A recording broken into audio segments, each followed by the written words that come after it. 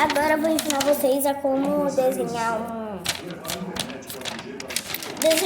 fazer um avião de papel. Então vamos lá.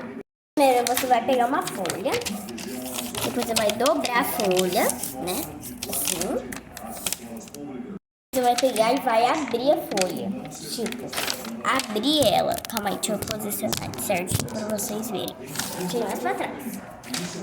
Assim, gente. A gente vai pegar aquela ponta de cima, vai jogar até o meio. A outra também. Então eu vou fazer os dois lados. Aí você vai pegar e vai fechar papel. Assim, ó. Vai ficar assim. E agora a gente vai fazer as asas dele. Entendeu? Assim. Assim, ó. Agora eu vou fazer do outro lado. Fiz e ficou assim.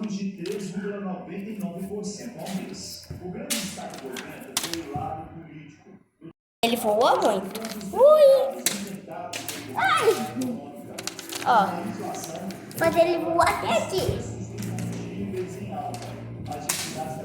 Não voou.